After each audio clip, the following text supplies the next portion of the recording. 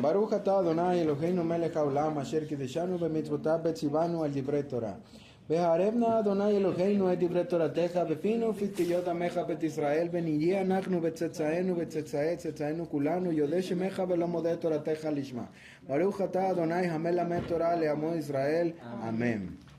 Bendito eres tú, Adonai, nuestro Elohim, Rey del universo, el que nos apartó con sus mitzvot y nos ordenó sobre las palabras de la Torah. Y sean placenteras, por favor, Adonai, nuestro Elohim, las palabras de tu Torah en nuestra boca y en las bocas de tu pueblo, la casa de Israel. Y seamos nosotros y nuestros descendientes y los descendientes de nuestros descendientes, todos conocedores de tu nombre y estudiosos de tu Torah por su propio beneficio. Bendito eres tú, Adonai, el que le enseña Torah a su pueblo Israel. Amén. Baruch atah Adonai Eloheinu melech haolam asher bachar banu mikol ha'amim benatan lanu et torato. Baruch atah Adonai noten haTorah. Amén. Bendito eres tú, Adonai, nuestro Elohim, Rey del universo, quien nos escogió entre todas las naciones al darnos su Torah. Bendito eres tú, Adonai, dador de la Torah. Amén. El efecto del nuevo comienzo. El nuevo año es momento de un nuevo yo.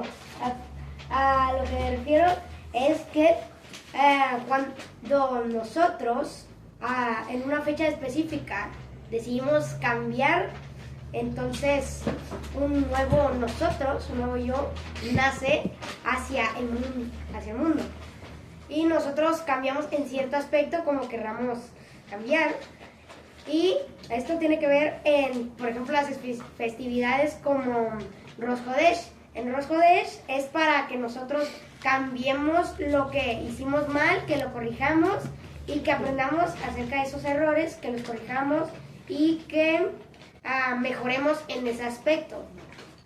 Y luego en otras festividades también es en parte eso. A lo que quiero llegar es que cuando nosotros mejoramos lo que hicimos mal alguna vez y en alguna fecha queremos cambiar, pues lo podemos hacer. El único que no lo impide es nosotros. Muy cierto.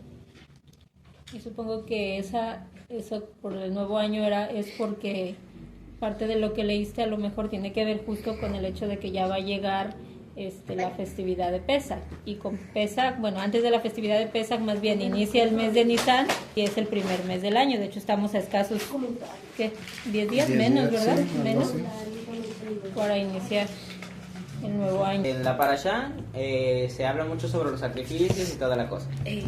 Dentro del apartado de los sacrificios, cuando tenían que quitar las cenizas y las cosas después, se retiraban las cenizas y al siguiente día el sacerdote se tenía que cambiar de ropa para poder seguir oficiando. ¿Por qué el cambio? Ahí es donde entra la explicación. Se dice que cada día nosotros adquirimos una nueva parte de nuestro tikkun, que cada día se nos pone un tikkun que es con el que vamos a estar trabajando ese día, y al siguiente día ese tikkun se remueve y se cambia. No, sí, vienen por oleadas. Vienen por oleadas. Y es bien chistoso y bien cierto, porque un día puedes estar trabajando con por ejemplo lo de los autos, y al otro día puedes estar trabajando con los señores esos que se la pasan insistiendo que le bajes el precio. Así sucesivamente pasa en nuestra vida. No siempre tenemos el mismo tikkun, y ahí está el por qué es que nosotros también tenemos que cambiar. Las cenizas representan eso, literalmente todo lo que conseguimos, bueno o malo, en el anterior día. Esas cosas buenas que obtuvimos, esos logros que llevamos a cometer, esas cosas que nos pusieron orgullosos, todas esas cosas banales que tuvimos, y todos esos pecados y cosas que también cometimos en el anterior día, esos son las cenizas. Lo que hay que hacer es retirarlas, simplemente tirarlas como si no hubieran existido. No importa si lograste algo que te costó mucho, si lo utilizas para enorgullecerte y elevarte el ego, entonces tíralo. No lo busques como algo para estárselo presumiendo a otras personas. De la misma manera, las cosas malas que nos pasan. No podemos estar viviendo toda la vida recordando cosas malas que tuvimos o recordando lo que en algún momento nos afectó mucho, sino que también hay que tirarlo, también hay que hacerlo a un lado y también hay que seguir con la vida. ¿Por qué? Porque toda esa parte del orgullo, la tristeza, todo lo que implica el yo, eso termina afectando también tu día y termina causándote un choque ahí a la hora de corregir, a la hora de estar haciendo las cosas que te tocan en el día. El cambio de vestimenta es justamente eso, ese cambio de intención, ese cambio, es como si te quitas el chip y te lo vuelves a poner. Ese cambio de chip, ese cambio de sacar todo para empezar otra vez, un reinicio, una cuenta nueva. Cada día tenemos que estar haciéndolo como si fuera un nuevo comienzo. Siempre estar con la mentalidad de voy a lograr ahora sí cosas y de estar corrigiendo lo que ahora sí te toca en ese día. Ahí la parte de lo de los sacerdotes, de que se cambiaban las vestiduras y de que tiraban las cenizas. Bien, iniciamos el libro de Vayikra la semana pasada e iniciamos hablando acerca de los diferentes ofrendas, de los diferentes korbanot, de los diferentes mal llamados sacrificios, pero que no vamos a abundar más en ese asunto de por qué se llaman los sacrificios. Vamos a continuar viendo acerca del servicio que se hacía dentro del Mishkan tocante a los sacrificios, pero no solo se hacían sacrificios en el Mishkan, se hacían otro tipo de servicios como el que acabas de mencionar hace rato, el de sacar las cenizas. Entonces vamos a continuar con los sacrificios y las ofrendas que sí se mencionan en esta parashá y que son parte de otros aspectos que se tienen que tomar en cuenta dentro de los mismos sacrificios que ya vimos la semana pasada, que fueron 5 los que vimos la semana pasada, y que vimos específicamente cada significado de cada uno de los sacrificios y que solo se van a tocar por encima. La parashá se llama Tesav, o también se le puede llamar ordenanza. Entonces iniciamos justamente la parashá con la parte donde el Eterno le dice a Moshe que dé la orden. Vaidaber Adonai el Moshe lemor Sav et Aharón. Tesav, que viene de la palabra que es dar una orden o mandar, ordenar a alguien que lo hace desde su autoridad a alguien que es subalterno. E inicia la parashá, da esta orden a Aarón y a sus hijos. Esta es la ley o la instrucción para las ofrendas quemadas. Iniciamos ahí con el asunto de las ofrendas quemadas. ¿Cuáles son las ofrendas quemadas? Ajá. Que es cuando la persona pensó hacer algo más. Ajá, son las que tienen relación con todas aquellas cosas que no llevamos a cabo, pero que sí estuvimos maniobrándolas dentro de nosotros mismos, que es de donde realmente sale todo para poder ejecutar. Como lo habíamos comentado la semana pasada, cuando vimos Vayikra, de las 5 ofrendas que se mencionan, 4 tienen relación a lo que tiene que ver con el pecado y solo una tiene relación con otra cosa que no es el pecado. Es muy curioso que Rabbi Nachman comenta que cuando venga el Mesías, las 4 ofrendas que tienen relación al pecado ya no van a existir y solo va a existir la ofrenda de Shalom. Digo que es curioso porque Rabbi Nachman no es creyente en el Mesías como nosotros, pero sin embargo él dice que cuando venga el Mesías se van a erradicar o van a desaparecer. Esa es una razón más. Si lo vemos directamente en torno a la venida de Yeshua como el Mesías, eso es justamente lo que pasó. Por eso digo que es una parte curiosa. Sin embargo, todas estas ofrendas que sí tienen relación directa con el pecado son ofrendas que son mencionadas y son ofrendas que son necesarias de parte de nuestra vida por la razón que dimos la semana pasada, que es que la palabra corbán no tiene que ver con un sacrificio, la palabra corbán no tiene que ver con la muerte de algo, sino tiene que ver con la cercanía, exactamente. Entonces, la única manera en la que podemos acercarnos nosotros al Eterno es justamente quitando de nosotros esa parte que está dañándonos, que está corrupta, que es innecesaria en nuestra vida, quitando lo que nos mancha para poder tener la semana pasada lo comentaba acerca de un puente. Cuando nosotros cometemos una transgresión, nos equivocamos o cometemos un pecado, entonces el puente se rompe, lo que hace que ese puente vuelva a estar viable para poder cruzar y para poder tener esa conexión con el Eterno es la sangre. Esa sangre justamente es la que provee el sacrificio.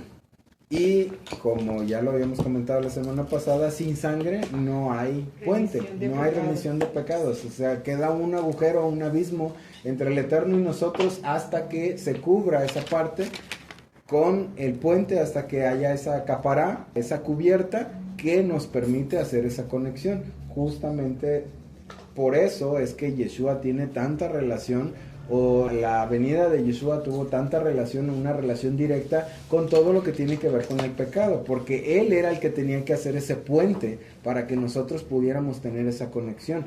Si no hay ese puente, si no hay ese intermediario, esa restauración de lo que se rompió, de lo que nosotros rompimos, entonces no puede haber esa conexión con el Eterno. Justamente por eso es que Yeshua hace esa conexión y por eso es que tiene tanta relación con todas las ofrendas que se hacen, incluyendo la ofrenda de agradecimiento, que también es parte de lo que vamos a ver en esta parashá. Inicia la parashá hablando acerca de la ofrenda Olá, que es justamente la misma ofrenda con la que se inicia la parashá anterior. La primera ofrenda que es mencionada es la ofrenda Olá. Ajá, en ese orden, sí. Entonces, justo también en ese orden son mencionadas en esta parashá. ¿Cuál es el punto de que se mencionen en el mismo orden exactamente que la parashá anterior? Unidad. Sí, eso por un lado. ¿Qué más? Uno de los puntos principales también es que comienza en el orden correcto el que nosotros nos podamos acercar al Eterno, porque comienza desde nuestro interior. La ofrenda o el corbán Olá es el que tiene que ver con nuestro ser interior, el que tiene que ver con nuestros pensamientos, con nuestro corazón, literalmente, y de ahí es de donde sale todo lo que posteriormente podemos llegar a hacer. Entonces inicia todas las ofrendas, inician todos los sacrificios, inicia toda la parashá, tanto la anterior como esta, con la ofrenda de Olá, justamente porque todo inicia desde nuestro interior, todo inicia en nuestro ser interno. Lo bueno o lo malo que sale de nosotros, sale, como dice Yeshua, desde nuestro interior. No sale de algo externo, no somos provocados. Bueno, esa es una creencia de las personas, pero es una creencia, a mi punto de ver, errónea, errada. El que tú me provocaste, por tu culpa yo soy así, tú hiciste que me enojara, tú esto, tú el otro. Eso es querer descargar tu propia responsabilidad en otra persona. ¿Por qué? Porque finalmente esa ira que salió de ti no necesariamente salió porque alguien la provocó, salió porque tú la traes adentro. Si no trajeras esa ira dentro de ti, no saldría nada, no saldría ira. Entonces, lo que nosotros sacamos o lo que nosotros expresamos fuera o lo que nosotros demostramos es lo que hay dentro de nosotros mismos. Por eso es que inicia con la ofrenda Olá, porque ahí es donde tiene que iniciar esa conexión y ese acercamiento que tenemos que tener con el Eterno, desde nuestro interior, desde nuestros pensamientos, desde nuestras maquinaciones, desde nuestras propias ideas y nuestros propios caminos internos. Hay que empezar a hacer una corrección. Y una de las características de la ofrenda Olá es que es una ofrenda que se consume completamente, se quema totalmente, o sea que tiene que ser total y absolutamente erradicada la intención negativa desde dentro de nosotros. Cuando ya se cometió el error, pues ahí ya estamos hablando de otro tipo de ofrenda, de otro tipo de acercamiento que tenemos que hacer con el Eterno. Pero cuando estamos hablando de esta ofrenda en específico, es algo que se tiene que consumir completo. Es algo que tenemos que acabar en nuestro interior de manera tajante, desde la raíz. Y justamente por eso es que se habla de la parte de Olá. Luego viene la parte donde Enoc participó, que dice que cuando, bueno, antes de eso, dice, es lo que sube sobre su leña para el fuego sobre el altar toda la noche hasta la mañana. De esta forma el fuego en el altar permanecerá ardiendo.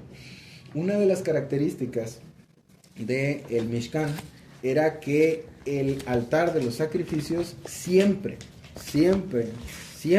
tenía fuego encendido. Dicen los Midrash que el fuego sobrenatural que el Eterno ponía en el altar de los sacrificios era suficiente como para que los sacerdotes solo llevaba 2 leños en la mañana y luego llevaba 2 leños en la noche. Y que con esos 2 leños en la mañana y 2 leños en la noche el fuego siempre se mantenía prendido. Qué pesado. Eso en realidad es algo totalmente ilógico, no se puede. Habría que... Unos leñonones. Un par de árboles metí ahí. No es ilógico. Bueno, era, por muy era gruesos un que fuego estuvieran los muy- leños, es totalmente ilógico que esté Era un fuego prendido. muy pesado, un fuego Bueno, sobrenatural. Era ese sí, mismo fuego que exacto. quemaba las cosas en instante, pero que Exactamente. duraba mucho. Bueno, yo no dudo de ese hecho de que pudiera ¿Te ser acuerdas de la salsa que se quemaba en el desierto? la que no se quemaba. La que se quemaba, pudo ser del mismo fuego. Sí, seguramente. Bueno, pero el punto de que siempre esté prendido ese fuego en nosotros tiene 2 vertientes. Primero la de los 2 leños, que los 2 leños pudiéramos decir que hablan de esa dualidad Que lleva una que unidad. tiene que unificarse exactamente, porque los 2 leños, Se hacen los cenizas, 2 leños eso los en hace 2 uno. tiempos servían para una sola cosa, que es mantener el fuego encendido.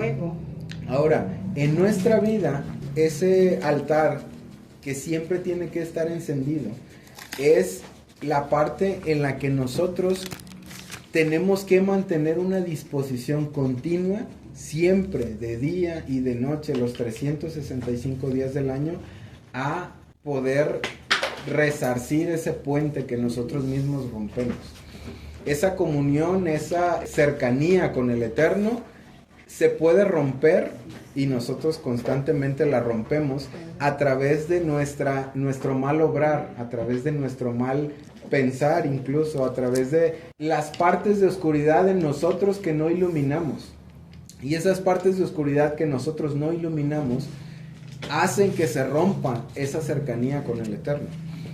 Cuando esa cercanía con el Eterno se rompe, solo existe una manera, de acuerdo a lo que el Eterno dejó, de acuerdo a la instrucción que Él dio, solo existe una manera en la que nosotros podemos volver a acercarnos al Eterno, y es a través de volver a hacer ese puente. Entonces, ¿por qué se tiene que mantener el fuego encendido de día y de noche? Porque la única manera en la que nosotros podemos volver a tener cercanía con el Eterno es a través del sacrificio, es a través de el corbán, es a través de la ofrenda, es a través de que nosotros mismos lleguemos a reconocer qué es lo que está mal y podamos consumir en el altar del sacrificio, podamos consumir lo que está mal, lo que está incorrecto, que es justamente la misma parte de lo que se conoce en la mayoría de las religiones o en todas las religiones, esa parte del perdón, el que nosotros podamos, como dijo mi mamá hace un rato, hacer teshuvá, que podamos reconocer en qué erramos y que podamos volvernos de nuestro mal camino para resarcir ese puente y volver a tener esa conexión con el Eterno. Por eso es que el fuego tiene que estar encendido 24/7, porque si en algún momento ese fuego no está encendido, entonces no hay manera de sacrificar, no hay manera de volver a hacer la conexión, no hay manera de hacer un corbán. Y si no hay corbán, si no hay sangre, no hay remisión de pecados, no hay perdón, no hay otra vez esa conexión con el Eterno, que nosotros mismos provocamos esa ruptura.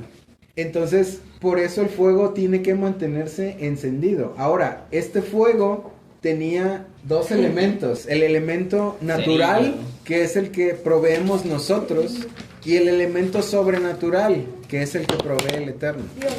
Entonces, cuando el Mesías hizo la función que vino a hacer a este mundo y dio la provisión necesaria para esa sangre, para que hubiera un puente constante entre el Eterno y nosotros, crea una especie de incongruencia el hecho de que, bueno, si Yeshua vino y pagó por los pecados de todo el mundo, hizo ese puente que nosotros mismos rompimos, y entonces ya Él hizo todo el trabajo. Él hizo lo sobrenatural, te toca la parte natural. Exactamente. Entonces entra esa incongruencia que muchos creen que pues es que ya hizo todo él, yo no tengo que hacer nada. Volvemos a ese punto redundante en el que tenemos que entender las cosas de una manera distinta. Entendemos y sabemos que estamos en el mundo de la acción, en el mundo de hacia. Estamos en el mundo en el que todas las cosas que nosotros nos ganamos es porque hicimos algo para ganarnos las cosas. Sin embargo, la misericordia... Ahí te pones mucho mérito a ti mismo, ¿no? No, porque fuimos puestos en este mundo con esa consigna. Venimos aquí porque tenemos que hacer. Venimos aquí porque tenemos que trabajar. Venimos aquí porque nuestra acción es requerida para que podamos elevar nuestra alma. Como está escrito también en el Brit Hadashah, y en algún momento lo vamos a ver. No son los oidores de la Torah los que son justificados, sino los hacedores. ¿Por qué son los hacedores y no los oidores? Si el mandamiento más grande es Shema Israel. Porque... Exactamente, porque como el mismo pueblo dijo cuando le fueron dadas las 10 palabras, Maaseh ben Shema. O sea, vamos a hacer como escuchamos. O lo que escuchamos lo vamos a hacer. Entonces el Shema tiene esa dualidad también, estando en el mundo de la dualidad, en el que tenemos que escuchar y tenemos que hacer. Entonces, volviendo al punto del fuego que se tiene que mantener encendido. La parte del fuego sobrenatural que tiene que estar en el altar constantemente encendido, ya la hizo el Eterno por nosotros. Está puesta esa parte sobrenatural, ese puente para que constantemente pueda haber sacrificio, constantemente pueda haber corbán, constantemente pueda haber ofrenda y se pueda cubrir ese puente para que nosotros podamos hacer conexión con el Eterno. Está cubierto por Yeshua. Todo lo que tiene que ver o todo lo que tiene relación con los sacrificios por el pecado, Yeshua los cubrió. Sin embargo, está escrito también en la Torah, y la instrucción está escrita de esa forma por una razón. Está escrito que los Kohanim van a encender el fuego y que se tiene que mantener encendido el fuego constantemente las 24 horas del día. Incluso dice un Midrash que desde que se incendió la primera vez el altar de los sacrificios, jamás se apagó, nunca se apagó. Aun cuando viajaban estaba encendido.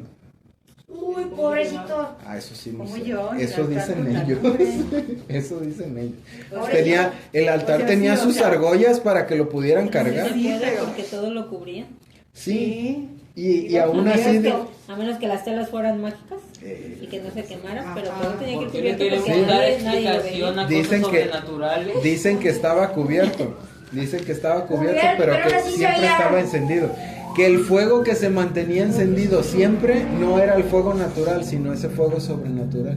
Y cuando La zarza llegaban... que no quemaba tanto. Ajá, Sí, exacto, como la como la zarza. zarza que no consumía. Y cuando llegaban y estacionaban el Mishkan, Se apagaba. entonces entraba la parte de los sacerdotes. De llevar los leños. Tenían que llevar ellos los leños para que el fuego se mantuviera encendido. Ellos ya De lo traían los contrario, leños ahí en la espalda porque si no se apagaba. de lo contrario el fuego se apagaba. Esa parte es la parte que nos toca a nosotros.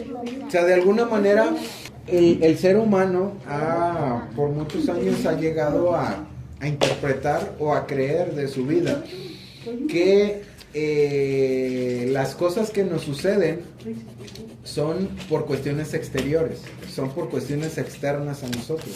Sin embargo, de acuerdo al punto de vista cabalístico, es totalmente lo contrario. Todo sucede por nosotros.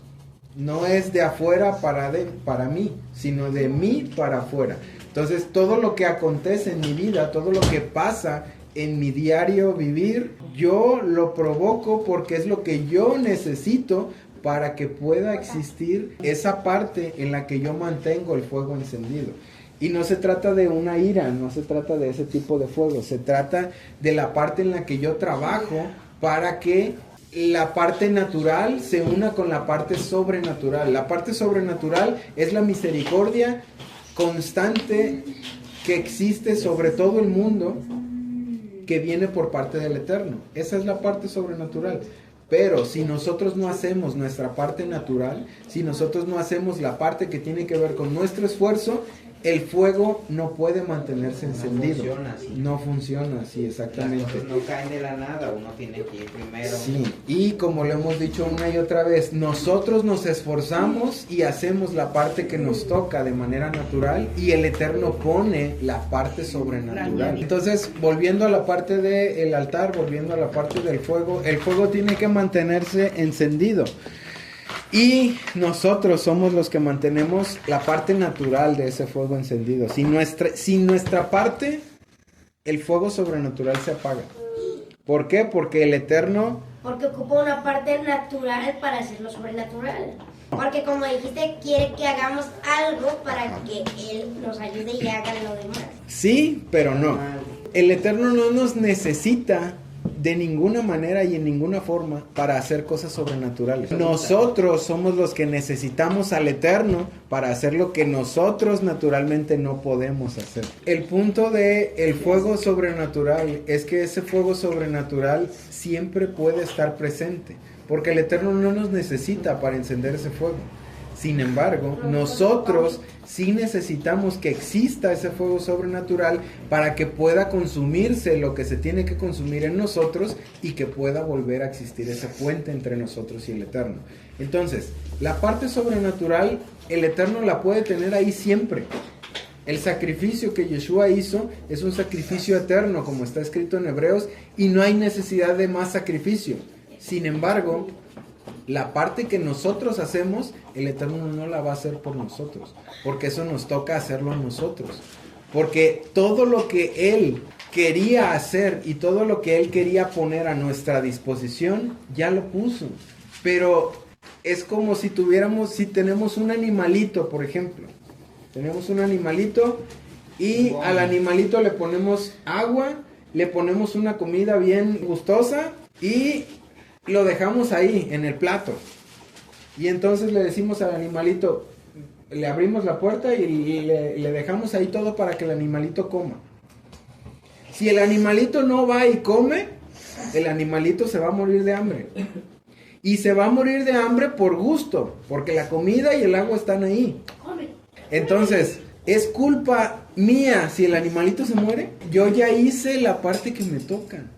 Yo le di comida, y una comida muy sabrosa, y le puse agua al animalito y le abrí la puerta para que el animalito fuera y comiera. Entonces, si yo pongo todo a disposición del animalito, ¿es mi culpa que el animalito se muera? No, porque el animalito decidió morirse porque no quiso acercarse a comer. Es exactamente lo mismo que el Eterno hace con nosotros.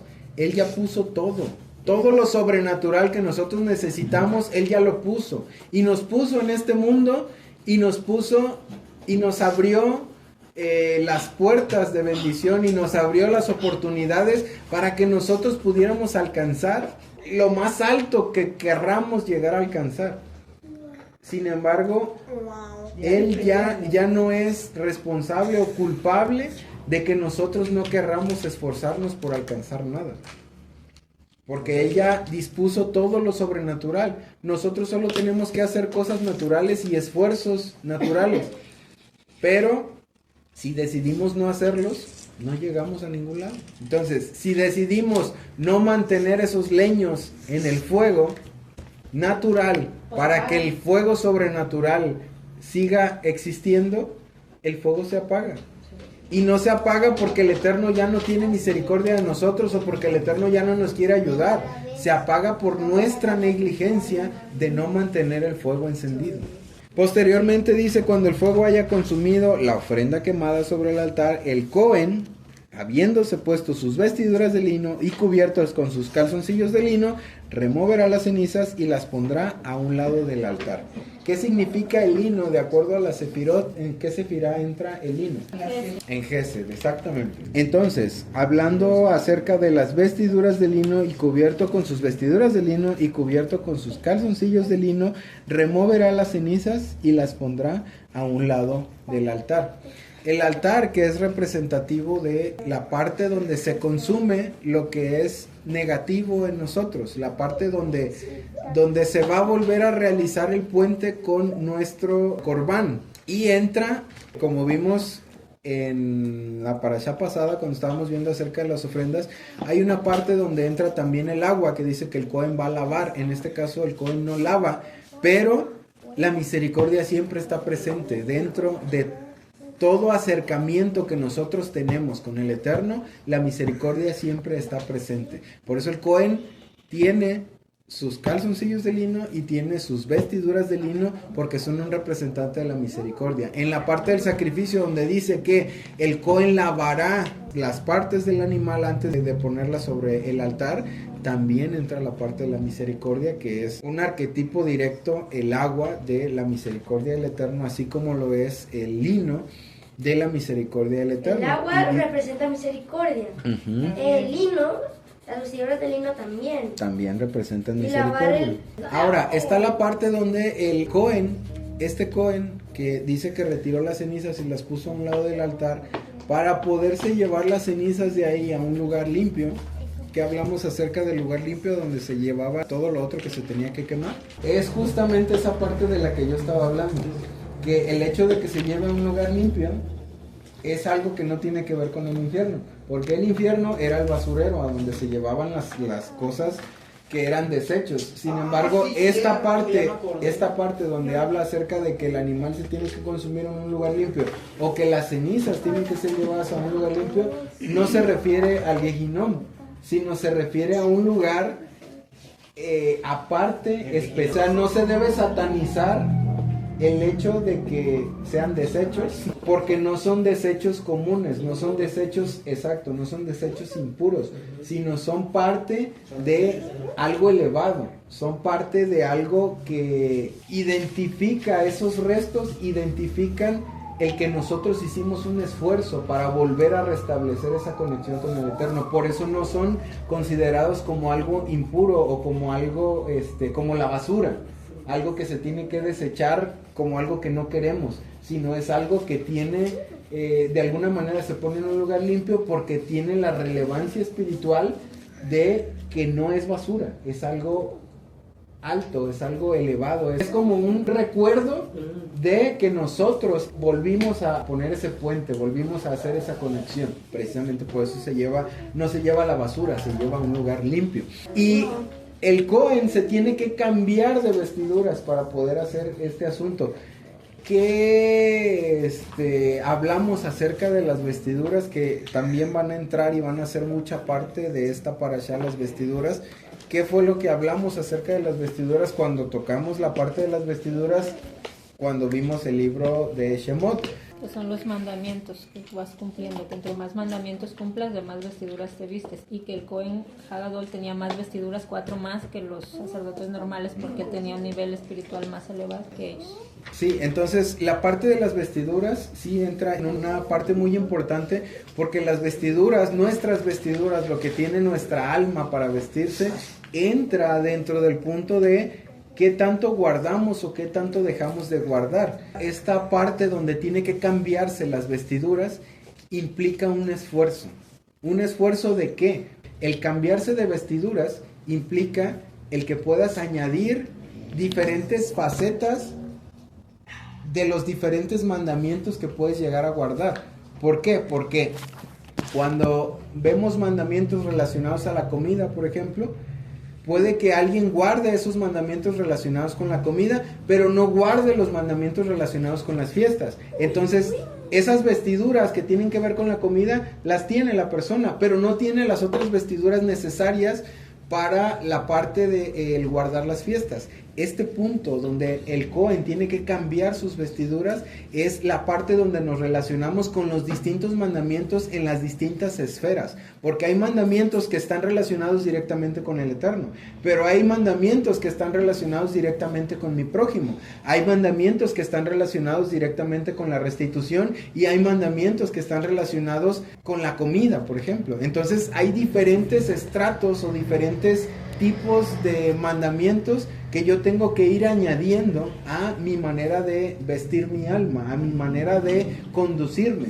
Entonces, cuando se hace ese cambio de vestiduras, es para diferentes tipos de acciones o diferentes tipos de oficios, que es justo como lo acabo de ejemplificar ahorita.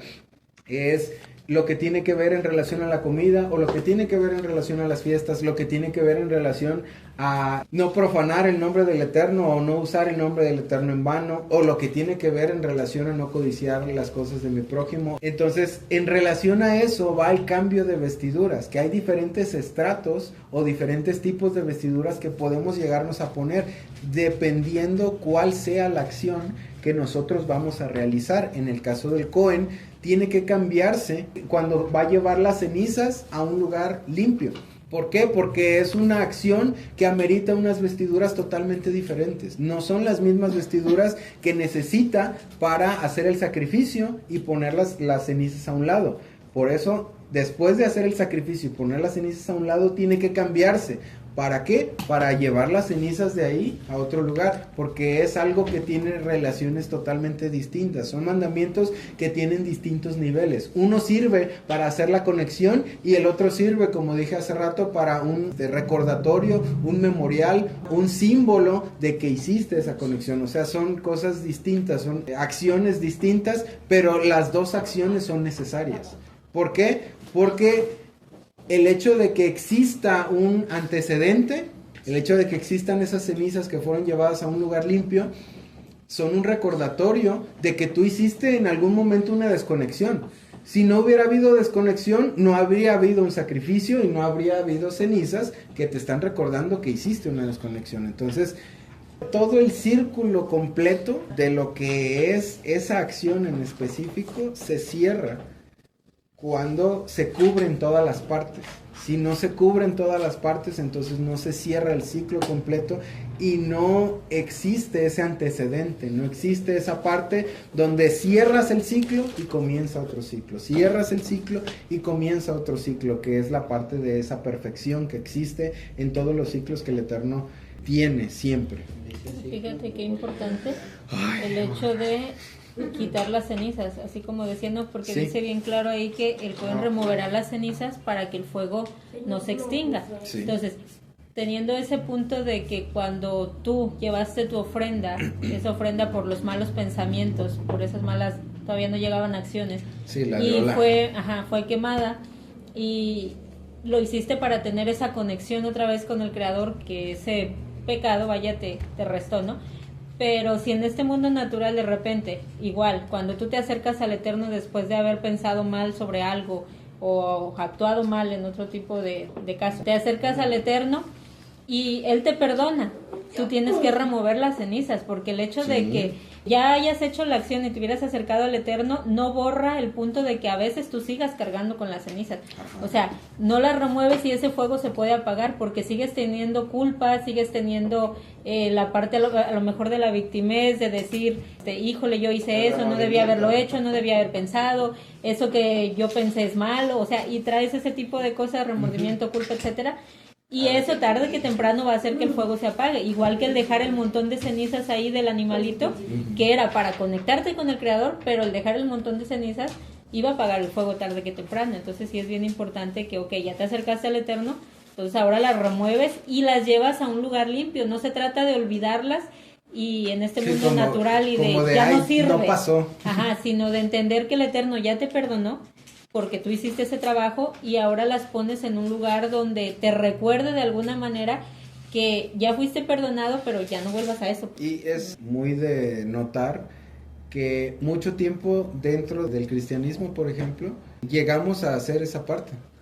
O sea, sí está la parte donde yo me acerco para pedir perdón, el Eterno provee el perdón, pero se quedan ahí las cenizas y no terminas de perdonarte jamás por esa falla y una y otra vez vienes con la misma falla, una y otra vez vienes con la misma carga, una y otra vez vienes a pedir perdón por la misma cosa, porque nunca completas ese ciclo, siempre se queda ahí y se queda como una carga, no se queda como un ya me siento libre porque el Eterno me perdonó, sino me siento cargado porque otra vez hice lo mismo, me siento cargado porque sigo teniendo eso dentro de mí, me siento cargado porque sigo acercándome para la misma cosa, que es justamente la parte que tiene relación con lo que acabas de decir, la parte de las cenizas, que si no se sacan, que si no se llevan, que si no toman el lugar que tienen que tomar, el ciclo no se completa.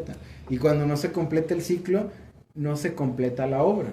Y no se completa en nosotros lo que se tiene que completar. Por eso el cambio de vestiduras también tiene que ver con el cambio de nuestras acciones. O sea, cuando nosotros hacemos las acciones necesarias para acercarnos al Eterno, venimos con un tipo de vestiduras haciendo un tipo de actos específicos. Cuando nos cambiamos para que las cenizas sean removidas, hacemos otro tipo de actos para poder continuar.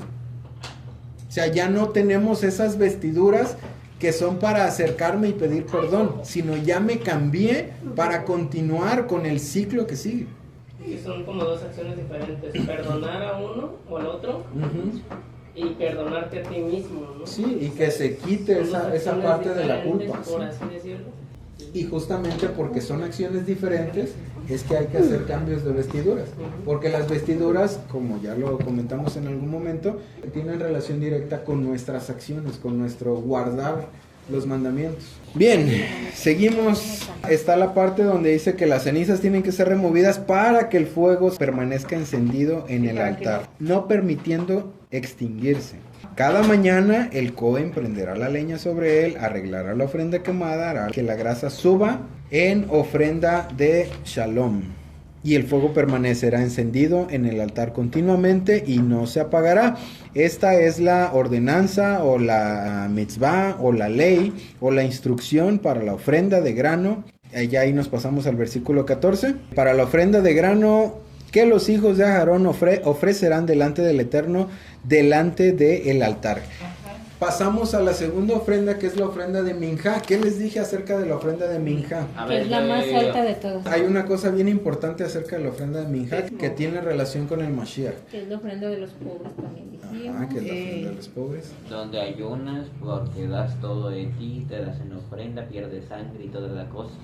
Sí, les comenté que la ofrenda de Minjá es la única ofrenda en la que no hay sangre, aparentemente. Sí, porque cuando pierdes, cuando ayunas, entonces Cuando pierdes ayunas, sangre. el volumen sanguíneo baja y eso quiere decir que hay sacrificio de sangre en ti mismo, en la persona que está ofreciendo esa ofrenda. Entonces, les dije que la ofrenda de Minjá era conocida antiguamente como la ofrenda del Cohen Mashiach. La ofrenda del Cohen Mashiach se llamaba así justamente por lo que vamos a empezar a leer. La ofrenda de Minjá tenía que ser ofrecida por los Kohanim. Desde el Kohen Hagadol, desde el sumo sacerdote, hasta los otros Kohanim que servían dentro del Mishkan, todos tenían que ofrecer su ofrenda de grano, su ofrenda de Minjá. A ver, ¿cómo así? Era parte de su ofrenda diaria. Ellos se ofrecían a sí mismos, como los pobres. Esa es otra parte de por qué la ofrenda de Minjá es la ofrenda más alta. Es la ofrenda de los Kohanim. Entonces, por muchas cosas, esta es la ofrenda más alta que existe dentro de todas las ofrendas que hay, dentro de los 5 tipos de ofrendas que hay. Esta es la más alta por muchas cosas. Una de esas cosas es porque se considera la ofrenda del Cohen Mashiach, o sea que la ofrenda que ofrece el sumo sacerdote, el que era designado como el ungido, es esta ofrenda, la ofrenda de Minjá. Ahora, ¿por qué tiene también relación con el Mashiach Yeshua? Porque ese pan, esa ofrenda de pan sin levadura que se tenía que ofrecer, que era la ofrenda de Minjá, ungida con aceite, es justo y total y directamente una relación a lo que el Mashiach representa. El pan que descendió del cielo sin levadura, que fue ungido con aceite como el Mashiach y que fue sacrificado por todos. Entonces, la ofrenda de Minjá es una relación total y absolutamente directa a lo que representa Yeshua como el Mashiach. Y por eso es que la ofrenda de Minjá es la ofrenda más alta. Muy aparte de eso, era llamada en la antigüedad la ofrenda del sacerdote Mashiach, que es también una total y directa relación a lo que representa Yeshua. Dice después de que se ofrece que el resto de ella, de la ofrenda, la comerán a Aarón y sus hijos, y será comida sin levadura en un lugar kadosh. Ellos la comerán en el patio del tabernáculo. No se horneará con levadura. Yo la he dado como una porción para ellos, mi ofrenda hecha por fuego. Todo varón de los hijos de Aarón pueden comer de ella. Cualquier cosa que toquen esas ofrendas se convertirá en kadosh. Y ahí entra también una grande relación con el Mashiach. cualquier cosa que toquen esas ofrendas, que son tanto la ofrenda que tiene que ver con relación al pecado, como todas las ofrendas que se ofrecían dentro del tabernáculo, dice que cualquier cosa que toquen se van a volver kadosh, que es justamente lo que el Mashiach hace y ha hecho durante siglos y siglos. Todo aquel que viene al Mashiach se convierte en una persona apartada, en una persona kadosh para el Eterno. El Mashiach cumple también esa parte de todo lo que toquen las ofrendas o todo lo que toque la ofrenda se convierte en kadosh. Y luego vamos al versículo 25 del capítulo 6. Dice: dile a Aarón y a sus hijos, esta es la ley para la ofrenda de pecado. La ofrenda de pecado será sacrificada delante del Eterno en un lugar donde la ofrenda es quemada, es sacrificada. Es especialmente kadosh. Y será comida en un lugar kadosh, en el patio del tabernáculo. Cualquier cosa que toque, su carne se convertirá en kadosh. Nada más déjenme ver qué tipo de ofrenda de pecado es esa. En el 6:25. Probablemente es hatat, ¿no? Sí, es hatat. Ya lo encontré. Entonces, el sacrificio de pecado que es mencionado en esta parte es el sacrificio hatat. ¿Qué tiene que ver con qué? ¿Para qué es el sacrificio hatat? La ofrenda de hatat. Esa y la de Asham son para pecado inadvertido, o eso dijiste en la otra parasha. Y dice que es cuando lo haces sin intención. Ajá. Por hierro. Sí, por hierro. En ese caso sería hatat, pero Asham no es pecado inadvertido. Asham es un pecado que cometiste a sabiendas, Pero, ¿tú por no decirlo dijiste así. Asham? Dije las dos como que estaban ligadas, porque sí, de alguna manera están como entremezclados, tanto lo que es Asham como es hatat. Nada más que hatat sí va más enfocado a la parte en la que te equivocas, la parte en la que pudiéramos decir no tuviste opción, no tuviste ninguna otra opción, aunque se supone que siempre hay opción. Y la parte de Asham no, la parte de Asham es cuando ya lo haces a sabiendas. Tienen relación porque las dos no son como la de Olá. Olá es por aquello que no se llevó a cabo. Y esto sí se llevó a cabo. En ambos hubo error. En este caso estamos hablando de la ofrenda de Hatat. Cuando en el 6:25 habla, esta es la instrucción para las ofrendas de pecado o las ofrendas Hatat. Será sacrificada delante del Eterno, dentro de un lugar kadosh, y cualquier cosa que toque y todo lo demás, y será quemada para hacer expiación en el Makom Kadosh, y cualquier varón de la familia de los Kohanim lo puede comer. Y hasta ahí termina la parte de la ofrenda Hatat, que es la instrucción que tiene que ver con el sustento de los Kohanim. Todos los Kohanim podían llevar alimento a sus familias, pero había cosas especialmente dedicadas o especialmente kadosh que no se podían sacar del Mishkan, sino que se tenían que comer dentro del... Ajá. Y luego sigue la ofrenda de culpa, que esa sí sería la ofrenda Asham, en el capítulo 7. Todo aquello que se hace de manera intencional y que no tiene otra penalidad, porque hay pecados que son de muerte y pecados que no son de muerte. Y dentro de los pecados de muerte, por ejemplo, no podía alguien que cometió adulterio, no podía venir y ofrecer un pecado a Asham, o sea, algo que sí hubiera hecho y algo que sí hubiera cometido, para que le fuera perdonado su pecado. De acuerdo a la Torah, si cometió adulterio, lo tenía que apedrear. Entonces era un pecado de muerte. No había ningún sacrificio que cubriera esa parte del pecado de muerte. Ahora, ahí entramos en una controversia sumamente gigantesca, porque hablando específicamente acerca del pecado de adulterio, cuando Yeshua encuentra a la mujer adúltera que está a punto de ser apedreada y que dice la famosa frase de el que esté libre de pecado que tire la primera piedra, y posteriormente cuando le dice a ella dónde están los que te acusaban.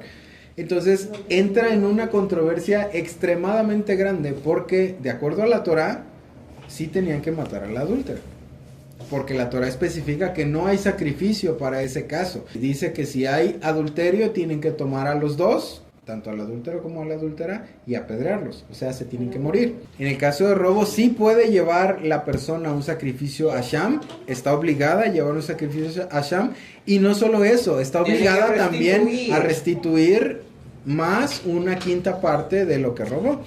Pero ¿y si regreso lo que robó? De todos modos tengo que restituir. Tienes que dar otro Y lo 20%. que mencionabas, ¿por qué preguntabas lo de Yeshua? Justamente porque Yeshua le está dando perdón a la adúltera.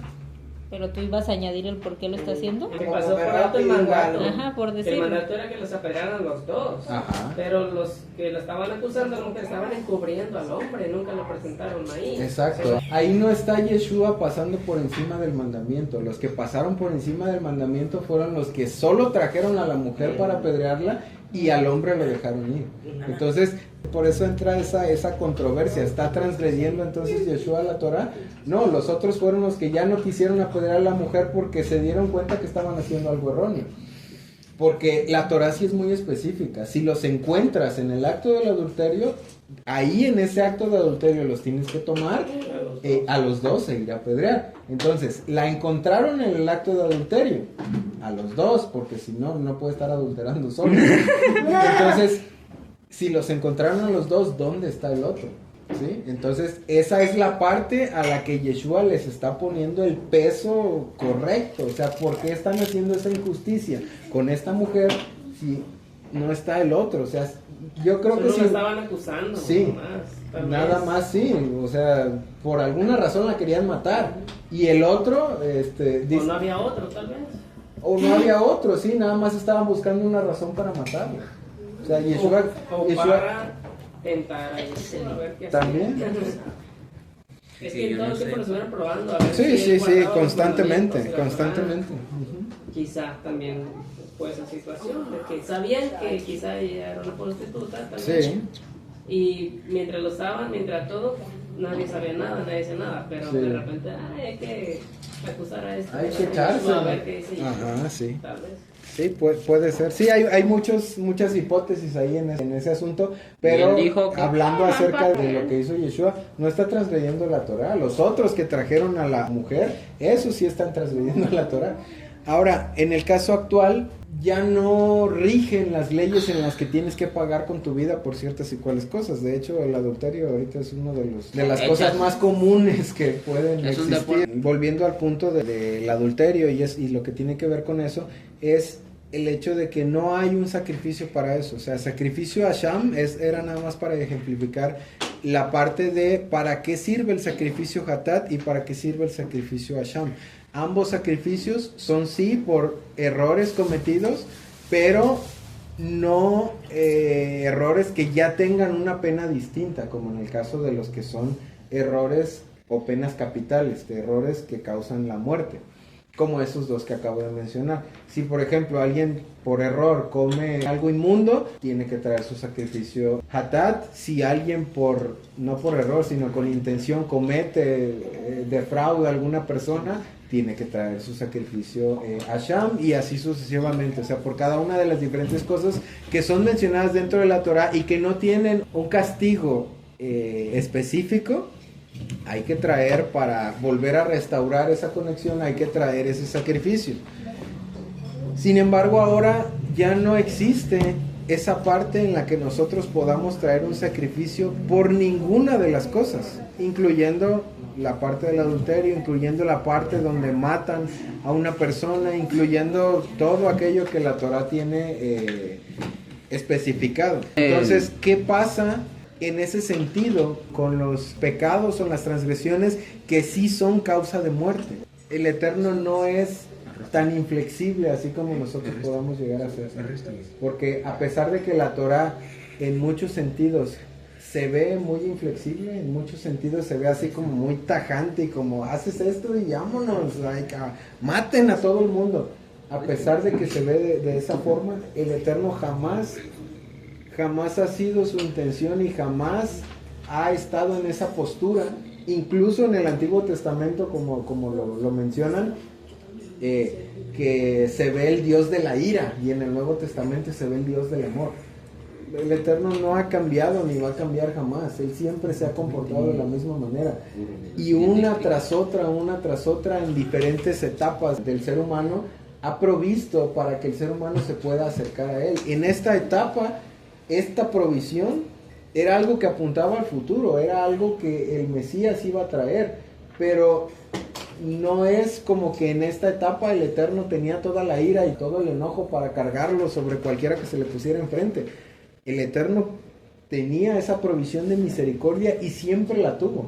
Desde que salió Adán del Edén, Él siempre tuvo esa provisión de misericordia y desde ahí es revelado el Mesías. O sea, desde ahí apunta al sacrificio que posteriormente el Mesías iba a hacer cuando el Eterno los saca del Edén.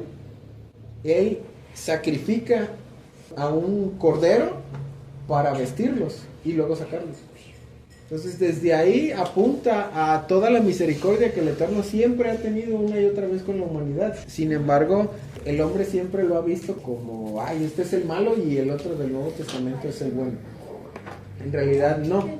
Parte de lo que iba a decir, y se me pasó decirlo, pero me voy a regresar al versículo 3, es la parte donde se mantiene encendido el fuego. Ese fuego sobrenatural que el Eterno pone en nosotros, ese es el Ruach. Eso es lo que el Eterno pone sobrenatural en nosotros. Pero si nosotros hacemos lo que nos corresponde.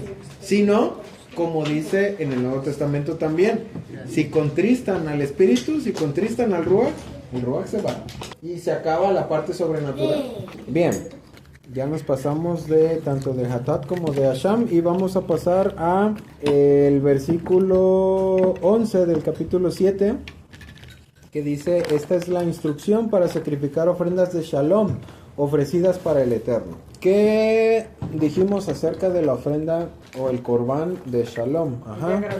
Que es el único que no tiene relación directa con el pecado. Y que, como dice Rabbi Nachman, es el único Corbán, el único sacrificio que va a quedar cuando venga el Mashiach. Tiene sentido. Ya no habrá enfermedad, ya no habrá nada, nomás quedará agradecer por otros 1000 años.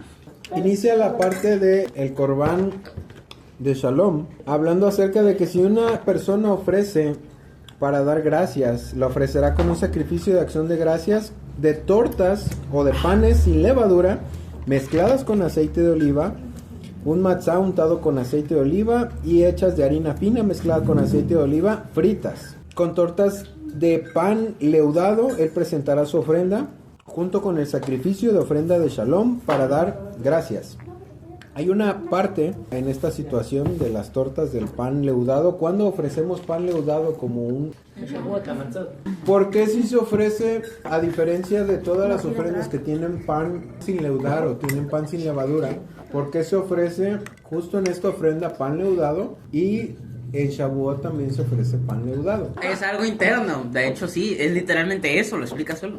La Torá también es un trabajo interno, algo que nosotros también estamos trabajando. Entonces se liga justamente con lo que representa el matzá, porque el matzá, al ser un pan no leudado, entonces es justamente quitar toda esa levadura, todas esas cosas negativas y nada más dejar lo bueno de ti, no estarte embelleciendo, no estarte poniendo cosas de más, solo ser tal cual como así, ya tú sabes.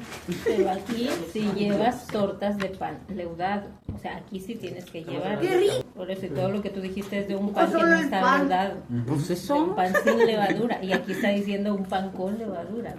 Es justamente eso, el hecho de estarlo quemando, pues es un sacrificio. Sí, o sea, ¿qué relación En tiene el Shavuot. pan leudado de Shavuot y el pan leudado de esta ofrenda? Ambos son por gratitud, ¿no? Exacto. Ambos los llevas porque quieres tener una relación, una conexión con el Eterno, estás agradecido por lo que Él te dio, por lo que Él hizo, por todas este tipo de cosas. Y en Shavuot, pues el pan representa los principios de la cosecha, tus primeritos frutos, por decir así, y es un punto de gratitud. Vamos a la parte de la levadura. Lo leudado, el pan leudado, una de las representaciones del pan leudado es apariencia. Se ve así bonito, grandote, pero Eso es cierto. a la hora de que lo muerdes puro aire. O sea, en apariencia se ve muy bonito, muy grande. ¡Qué rico! Muy rico. Pero cuando lo muerdes, se poncha, se desinfla. Lo que realmente es pan, es una cochinadita así. Entonces, lo que hace que el pan se vea así tan antojable, tan bonito, tan así como se ve, es la apariencia que le da lo leudado. Entonces, ¿qué tiene que ver la apariencia con Shavuot y qué tiene que ver la apariencia con el sacrificio de Shalom o la ofrenda, el Corbán de Shalom? Dijo mamá que por agradecimiento, Sí. es por agradecimiento de la Torah o algo Entonces, así. cuando nosotros ofrecemos, tenemos que presentar algo que se vea bien. tenemos que presentar algo que luzca realmente bueno. Nosotros mismos tenemos que presentarnos de una manera correcta, agradable. ¿Por qué no estamos enojados o estamos tristes o estamos amargados cuando son las fiestas? Porque esa es nuestra manera de presentarnos. No nos vamos a presentar a una fiesta con cara de amargado. ¿Por qué? Porque es una actitud incorrecta totalmente. Sí, me ha Entonces, ¿por qué pasado. presentamos unos panes que son apariencia? Porque la apariencia tiene que ser una apariencia para lo que es la ofrenda, tiene que ser una apariencia de gratitud. La parte del sacrificio, la parte del No lo ofrezco. corbán que tiene que ver con la apariencia o con ese pan leudado, es justamente porque tiene que verse en nosotros, o sea, tenemos que tener no solo la apariencia, también tiene que ser el contenido de un pan que se ve Eso fue lo que de dije. un pan que se ve apetitoso, de un pan que se ve bueno. ¿Por qué? Porque venimos a agradecer. Bien, hay una parte muy importante en el Corban Shelamim que tiene que ver con cuándo se puede comer el Corban Shelamim. Es la parte de la carne que dice que el sacrificio está unido con la ofrenda, es por un voto u ofrenda voluntaria. Entonces, en tanto se coma el mismo día, lo que sobre de ella puede ser comido al día siguiente. ¿Por qué la parte que puede ser comida al día siguiente? Porque, como les dije, la ofrenda Shelamim normalmente la comemos todos en las festividades. Siempre hay ofrenda Shelamim en las festividades porque una parte importante de las festividades, aparte de estar alegres, es agradecer. Agradecer, ¿por qué? Por todas las aperturas que el Eterno nos da, por todas las conexiones que podemos tener, por el que nos haya permitido llegar a la fiesta y por todo lo que el Eterno permitió antes de que llegáramos a esa festividad. Entonces, la ofrenda Shelamim siempre era un banquete. Se dice que para que existiera la parte de la ofrenda Shelamim tenía que haber por lo menos más de 20 gentes con las que se tenía que compartir el sacrificio. ¿Por qué? Porque era un animal, el que se traía era un animal y era un animal grandecito. Ahora, la parte importante y la que quiero resaltar es que dice: sin embargo, en el 17, lo que quede de la carne del sacrificio el tercer día será totalmente quemado. ¿Por qué? Exactamente, esa es la pregunta correcta. ¿Por qué? ¿Por qué se puede comer la ofrenda Shelamim el primer día, el día que se sacrifica, el segundo día, que es el día de lo que sobró del día anterior, pero el tercer día ya no? Yo sé, A ver. porque el Corban, como dijiste, es como una fiesta. Entonces, en esa ofrenda es como una fiesta y entonces ya después, al tercer día, es como que ya pasó la emoción de la fiesta, ya no se vive igual, pues. Porque de esa manera no se conserva la misma energía de la fiesta. No es la misma emoción de Es mejor eso de un día. a otro. Pues sí, al tercer día ya no es lo mismo, pues. No se siente igual. Andas medio cerca del asunto. Cuando nosotros agradecemos al Eterno, agradecemos por un suceso específico, en general. Por ejemplo, si yo le digo que gracias porque amanecí, Ahí es todos los días. Pero mañana que amanezcas, si el Eterno lo voy a agradecer permite, porque me cumpleaños. vas a agradecer, no porque amaneciste el día anterior, ¿o sí? Vas a agradecer porque amaneciste ese día. Entonces, cuando agradeces por un evento en específico. Sin embargo, el Eterno hace muchas cosas todos los días por nosotros. Todos los días Él hace diferentes cosas por las que le podemos agradecer. Agradecemos normalmente cuando hay algún suceso especial, cuando el Eterno nos permitió Cuando vuelve alguna un viaje cosa especial. o cosas así. En este caso agradecían porque volvieron de algún viaje, porque pudieron cruzar un desierto, porque etcétera, etcétera, porque cumplieron algún voto que el Eterno les concedió. Generalmente eran votos que tenían que ver con cuestiones de vida, por ejemplo, que alguien buena cosecha. porque tuvieron buena cosecha. Precisamente por eso está el agradecimiento que tiene que ver con la fiesta de Shavuot, por las buenas cosechas. Entonces, ¿por qué se dice o por qué dice la Torah, por qué especifica que no guardemos para el tercer día? ¿Qué sucede en el tercer día o qué pasa en el tercer día?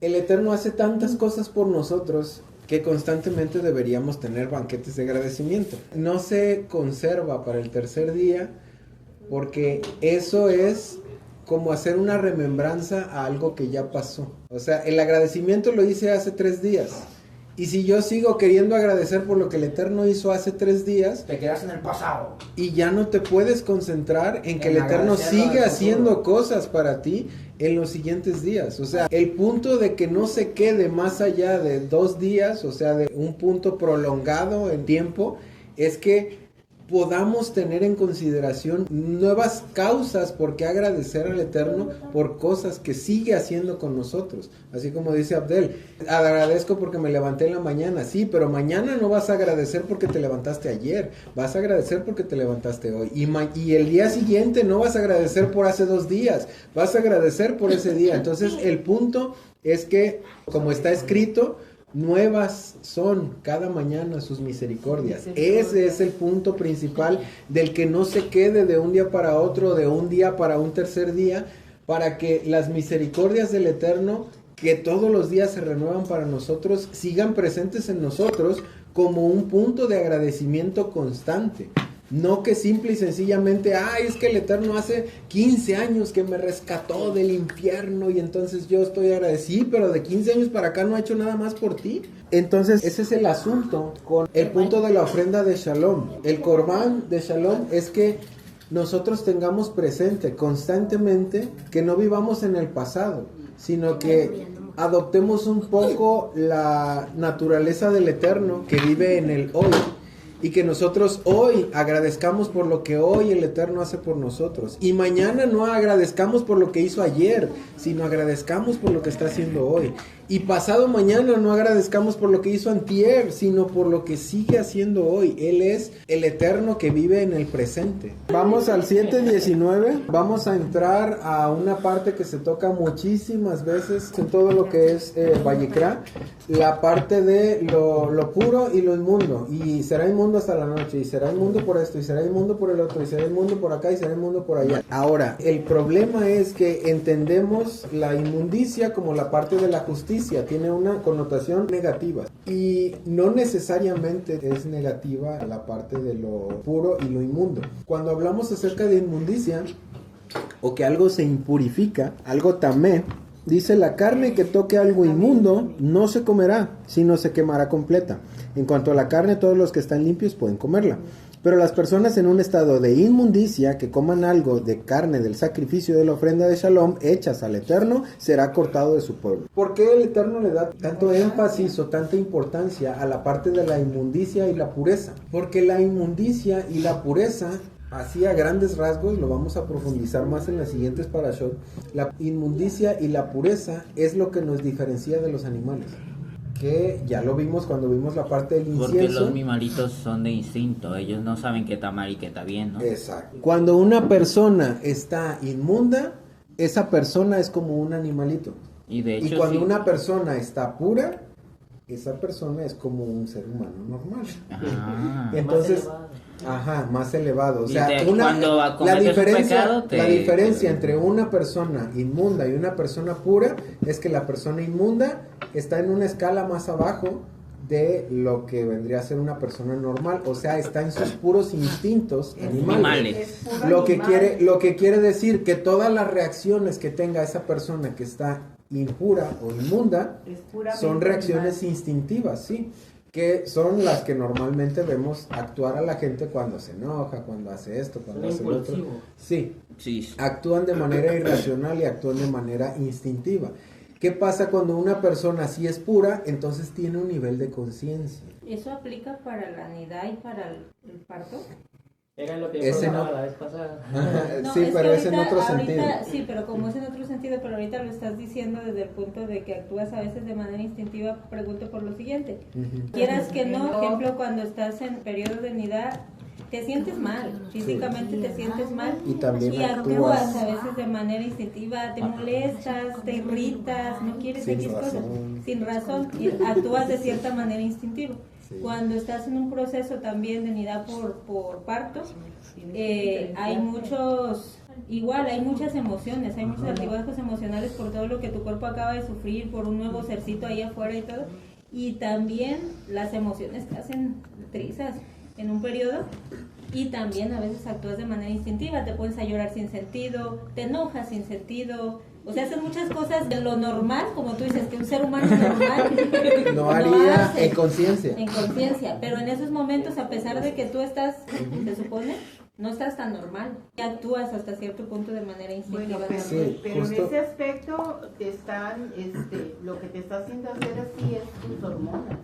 Sí, pero Sí, el punto es pero cómo el actúas. punto es cómo lo ve la Torá. Es que ella sí lo está diciendo de la manera correcta. La Torá sí, por otras razones que también vamos a explicar cuando lleguemos al capítulo 11, que es donde se ve eso. La Torá sí habla acerca de que una mujer que acaba de tener un parto es inmunda. No, sí. Y entonces, sí, cuando yo estoy... incluso habla de los hombres cuando tienen emisión. Sí, también son inmundos. Entonces, cuando yo hablo acerca de este punto, de los niveles de conciencia, y que a eso es a lo que hace referencia la impureza o la inmundicia y la pureza, es justamente lo mismo que está diciendo Alma. O sea, la parte de por qué son inmundos o por qué son puros en el caso de, por ejemplo, un parto, no es por el hecho de que, ay, la persona ya es, hazte para allá, eres una cochina o eres un... Sí. O sea, no. Sí, no es porque Nosotros llegue tenemos un una parto. connotación negativa cuando hablamos de inmundo y de puro, pero visto desde el punto de vista cabalista, ese inmundo y puro son niveles de conciencia. O sea, la inmundicia es un nivel de conciencia más abajo o un nivel de inconsciencia, y la pureza es un nivel de conciencia más arriba. Lo que se dice es que cuando uno está inmundo, el juicio o tu da'at, que es donde está la parte de la conciencia, el da'at está nublado o está manchado o está cubierto o como le quieran llamar, pero el da'at no está al 100% funcionando como tiene que funcionar. Y cuando una persona está pura, entonces el da'at de la persona está libre para poder actuar de una manera consciente, para poder actuar de una manera más correcta. Y es justamente lo que acaba de ejemplificar y lo que acaba de decir Alma. Porque en ese periodo en el que la Torá considera a una mujer impura, pasan todo ese tipo de reacciones en el cuerpo y toda esa cascada de emociones que las mujeres tienen dentro de ese periodo, e incluso dentro de su periodo de nidá, es justamente por el hecho de que de alguna manera el da'at de la mujer se nubla, se cubre, se inhabilita hasta cierto punto por causa de la inmundicia. Bien, vamos a la parte de dile a los hijos de Israel en el 7:22, que no comerán la grasa de los toros, ovejas o carneros. La grasa de los animales que mueren por sí mismos o son matados por animales salvajes puede ser usada para cualquier otro propósito, pero bajo ninguna circunstancia la comerán. ¿Qué representa la grasa dentro de la parte de los sacrificios? La grasa es parte de la insensibilidad. Hay una parte muy específica. Dice que no vamos a comer grasa de los animales que son específicamente para sacrificio, que es la grasa de los toros que son para sacrificio, la grasa de las ovejas y la grasa de los carneros. Aquí no habla de la grasa de las cabras, pero en ese punto específico habla de la parte de los sacrificios. ¿Por qué no se podía comer esa grasa?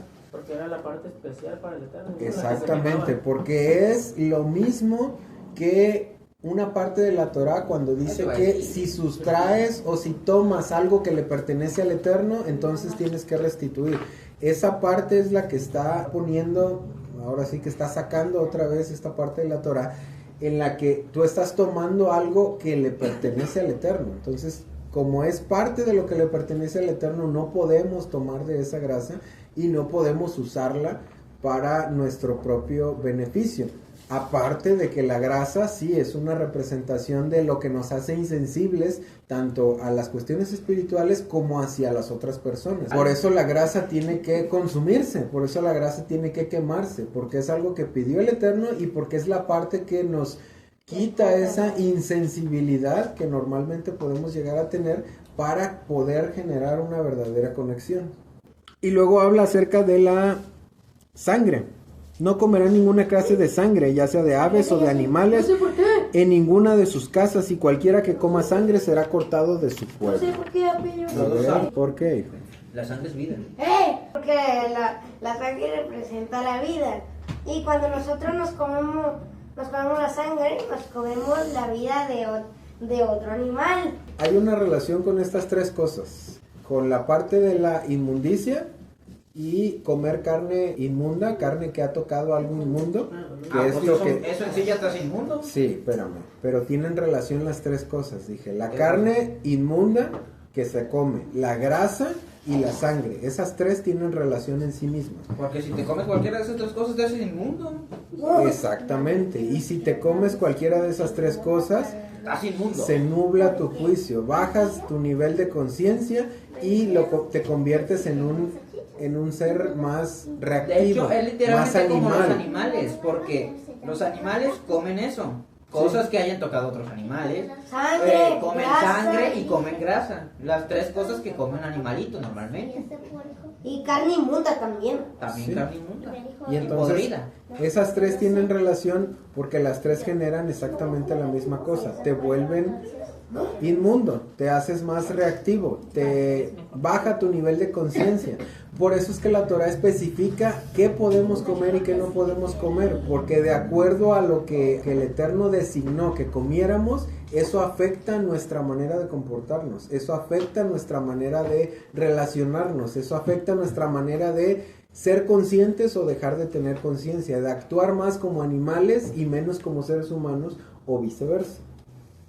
Por eso es que especifica todas las cosas. Y una persona que constantemente consume sangre adopta parte de la esencia de ese animal.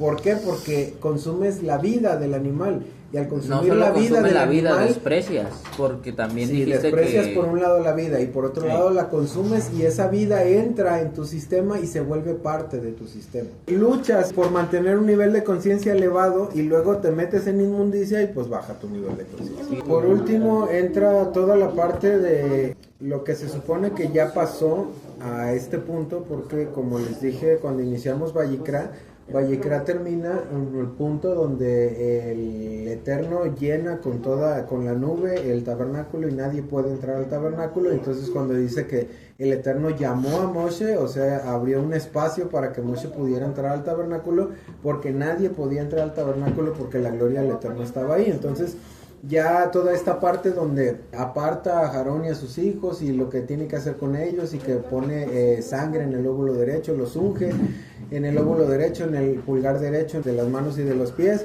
en el que los unge, en el que unge todo el tabernáculo y en el que hacen todos los sacrificios para que ellos puedan oficiar.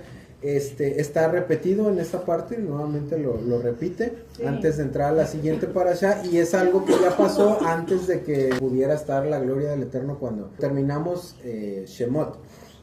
Entonces, la parte importante, tanto de los sacrificios como de esta parte donde el Cohen es ungido y que ya lo vimos cuando estábamos viendo Shemot, la parte importante es que ambas cosas, tanto la parte de los sacrificios o la parte de los korbanot, la parte de las ofrendas, la parte de los puentes, una cosa no puede ser sin la otra.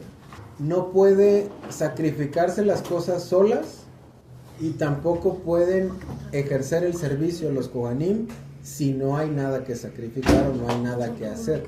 Entonces, ambas funciones son funciones que nosotros tenemos que cumplir. Ambas partes son partes que nosotros tenemos que cumplir, tanto la parte en la que levantamos un tabernáculo en nuestra vida, como la parte en la que servimos dentro del tabernáculo, como la parte en la que llevamos esos korbanot o hacemos esos puentes para conectarnos a través del tabernáculo con el Eterno. Entonces, todas esas partes son fragmentación, de alguna manera, pero todas son llevadas a la unidad cuando son puestas para una sola cosa, cuando son puestas para el servicio del tabernáculo en nuestra vida, para que ahora sí como cumpla el propósito que originalmente tenía el tabernáculo, que es que el Eterno viviera en nosotros. Y que es parte de lo que en muchas ocasiones se repite en el Brit Hadashah, el Eterno viviendo en nosotros, entre nosotros, y que se tiene que cumplir, y que para vida de que se cumpla hay que trabajar en cada uno de los aspectos que hemos estado viendo y que vamos a continuar viendo en las siguientes parashot. Así terminamos la parashá de Tzav. Nuestro Elohim y Elohim de nuestros padres, con una buena señal comienza para nosotros estos 6 días de trabajo que vienen hacia nosotros en paz. exentos de todo error y pecado y limpios de toda transgresión, culpa y maldad, y apegados al estudio de la Torá y a las obras buenas, y agraciados con sabiduría, entendimiento e intelecto de tu parte, anuncia para nosotros en ellos regocijo y alegría, y que no se despierte la envidia de los hombres en nuestro corazón. Nuestro Rey y nuestro Elohim, pon bendición, ganancia y éxito en todas las obras de nuestras manos. Y a todo aquel que aconseje a nosotros y a tu pueblo Israel un buen consejo y un buen pensamiento, fortalécelo, bendícelo, agrándalo y sosténlo. Cumple su consejo como está dicho, te dará a ti de acuerdo a tu corazón, y todos tus consejos realizará. Y está dicho, y decretará, y dirá, y se cumplirá para ti, y sobre tu camino brillará la luz. Y a todo aquel que aconseje a nosotros y a tu pueblo Israel un consejo que no sea bueno y un pensamiento que no sea bueno, invalídese su consejo. Como está dicho, Adonai invalida el consejo de las naciones y arruina los pensamientos de los pueblos. Y está dicho, aconsejarán un consejo y se invalidará, planarán planes y no serán, pues de nuestro lado está Elohim. Y abre para nosotros, Adonai, nuestro Elohim, en esta semana y en toda semana, puertas de luz, de bendición, de alegría, de regocijo, de gloria, de buen consejo, de canción, de placer, de bienestar, de vida, puertas de bien, de salvación, de perdón, de sustento, de aprendizaje, de alimento, de indulto, de consolación, puertas de perdón, de ayuda, de redención, de manutención, de justicia, de júbilo, de dignidad, de curación completa, de paz, puertas de reposo, de arrepentimiento y de salvación. Como está escrito, la salvación de los justos viene de Adonai, el que los fortalece en su momento de angustia, y los ayudará a Adonai y los rescatará de los malvados y los salvará, pues confían en él. Y está dicho, descubrirá Adonai el brazo de su santidad a los ojos de las naciones, y verán todos los confines de la tierra la salvación de nuestro Elohim. Y está dicho, todos tus vigías alzarán su voz juntamente y se regocijarán, pues todos los ojos verán el retorno de Adonai a Sión. Y cumplirá para nosotros Adonai nuestro Elohim el verso que dice, cuán gratos son sobre las montañas los pies del mensajero que anuncia paz, que proclama el bien, que anuncia salvación, diciendo a Sión, reina tu Elohim. Lo primero para Sión, helo aquí, y para Jerusalén un mensajero daré. Kod Yeshuot Esau, Beshem Adonai Ekra. La ilai la la la la la ilai la ilai la la la la la ilai la la la ilai la ilai la la la. Baruch atah Adonai Eloheinu melech haolam borei peri hagafen borei peri hagafen. Amén.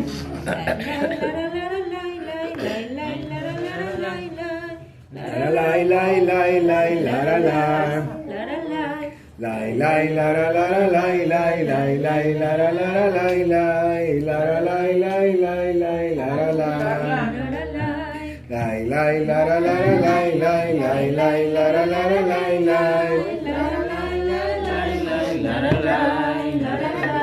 Baruch atah Adonai Eloheinu melech haolam borei minei besamim borei minei besamim. Amén. La la la la la la la la la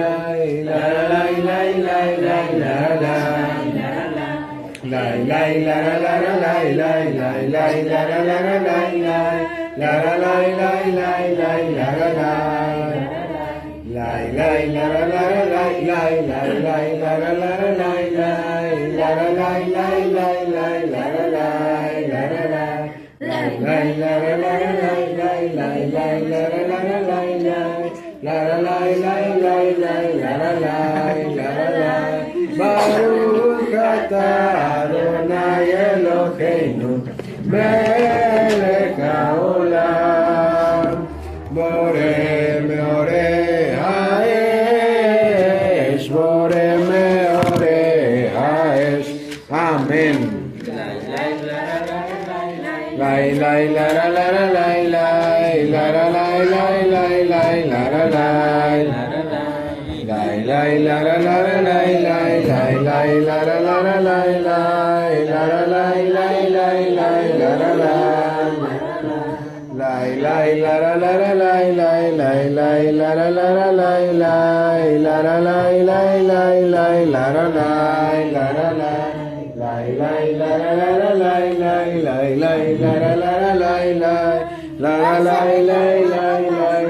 la Baruch atah Adonai Eloheinu melech haolam המגביל בין קודש לחול, בין אור לחושך, בין ישראל עמים, בין יום השביעי לששת ימי המעשה. ברוך אתה אדוני המגביל בין קודש לחול, אמן. Lai la la la la la la la la la la la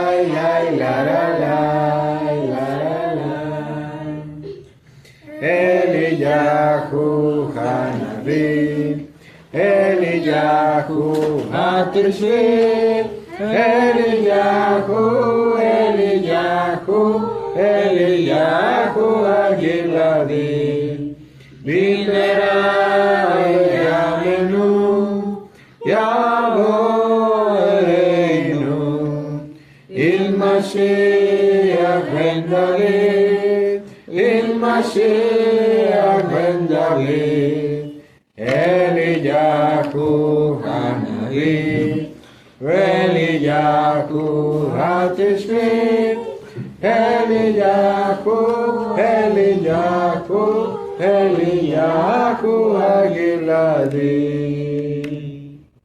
Bendito eres tú, Adonai, nuestro Elohim, Rey del universo, que distingues entre lo sagrado y lo profano, entre la luz y la oscuridad, entre Israel y las naciones, entre el día séptimo y los 6 días de trabajo. Bendito eres tú, Adonai, que distingues entre lo sagrado y lo profano. Amén. Shabbat Tov.